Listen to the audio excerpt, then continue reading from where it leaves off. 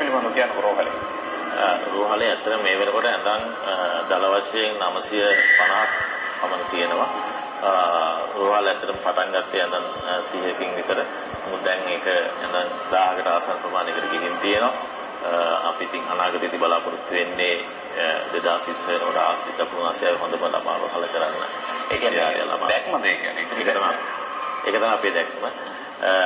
මේ අපි කියන ඒ අවස්ථාවට ආවට පස්සේ ලංකාවේ කිසිම දරුවෙක් කිසිම ප්‍රතිකාරයක් සඳහා ලංකාවේ කටුනායකින් හෝ මත්කලින් කිසිම තැනකින් ලංකාවෙන් එළියට යන්න දෙන්නේ නැහැ.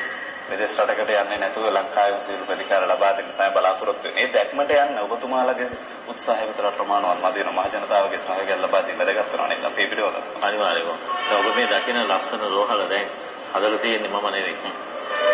අපි මම කර එකම එක දෙයයි. මේ දැක්ම ඒගොල්ලන්ට කියපු විතරයි.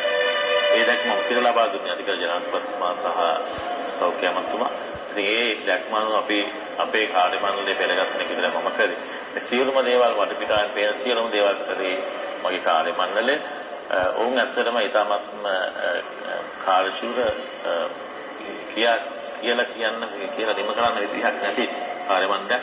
ඔවුන් තමයි පෙළ ගැහිලා ඉන්නේ 2020ට පෙර මේ රෝහල ආසියාවේ හොඳම ළමා රෝහල තත්ත්වයට ගෙනියන. ඉතින් මේ පිටිපස්සෙන් ඉන්න මගේ සහෝදර සේවක කණ්ඩායම විශේෂඥ වෛද්‍යවරුන් මහාචාර්යවරුන් සේවකයන් කම්කරුවන් සියලු දෙනා එකා වගේ තමන්ට කර හැකි කාර්යභාරය කරගෙන ඉන්නවා. යම්කිසි කෙනෙක් එසේ කාර්යභාරය තමන්ගෙන් කරගන්න දායක වෙන්නේ නැති අවස්ථාවලදී අනිත් සේවකයන් වුන් ඒකට පොළඹවනවා. ඉතින් මම හිතන්නේ මේක කරගෙන යන්න මේ අපි අපේ කාර්ය මණ්ඩලයේ එක පාර්ශ්වයක් විතරයි. ඉතිරි පාර්ශ්වය තමයි මහ ජනතාව. ඉතින් මහ ජනතාවගේ සහයෝගය නැතිව අපිට මහ ජනතාවගේ ළමා රෝහල ආසියාවේ හොඳම ළමා රෝහල බවට ගෙනියන්න අමාරුයි. එහෙනම් අපි මහ ජනතාවගෙන් බලාපොරොත්තු වෙන උදව් කීපයක් තියෙනවා.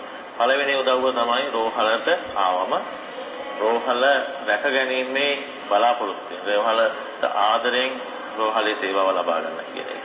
අනිත් එක තමයි රෝහලට අපකීර්තියක් ඇති වෙන කිසිම දෙයක් කරන්න එපයි කියන එක මහ ජනතාව විදිහට. අනිත් දේ තමයි පුළුවන් විදිහට රෝහලට උදව් කරන්න. මූල්‍යමය විදිහට උදව් කරන්න පුළුවන් අයට ඒ කළ හැකි. එහෙම නැති අවස්ථාවලදී කමන්ට හිතන්න පුළුවන් අපිට එහෙම සල්ලි නැහැනේ. මේ සත්කාරයට දායක වන්න එහෙම කෙනෙක්ට අපිට පොඩි පුහුණුවක් ලබා දෙන්න. එහෙම අපි කියමු ගිනි නිවීම පිළිබඳ පුහුණුවක් ලබා දෙන්න. ආපදාවකදී ඒ හැසිරෙන්න ඕන පිළිබඳ පුහුණුවක් ලබා දෙන්න. දරුවන්ට කතා කරන ආකාරය පිළිබඳ පුහුණුවක් ලබා දෙන්න. ඒ විවිධ ආකාර රෙදි මහන්න පුහුණුවක් ලබා දෙන්න. ඒවත් අපිට අවශ්‍යයි. මොකද ගුඩා දරුවොත් එක්කන වැඩ කරන්නේ. ඒකට දක්ෂ පිරිසක් එළියේ ඉන්නවා. මේ රෝහලට දායක වෙන්න බලාගෙන. ඉතින් ඔවුන්ගෙන් අපි ඉල්ලන්නේ ඔබ අපිට කතා කරන්න. අපි ගාව තියෙන ඔබට පරිත්‍යාග කරන්න පුළුවන් විදිහ සල්ලි ප්‍රශ්නයක් කරගන්න එපා. සල්ලි අපිට එච්චර ලොකු ප්‍රශ්නයක් නෙවෙයි. අපිට අවශ්‍ය කරන සහයෝගය. ඒ සහයෝගය අපිට ලබා දුන්නොත් අපි කියන්න කොහොමද අපට උදව් කරන්න පුළුවන් අමාරුවට කියලා. හොඳයි ඔබතුමාට බොහොම ස්තුතියි මේ වෙලාවේදී කාර්යබහුල වෙන අපිත් එක්ක මේ අදහස් කුමාර කරගන්න.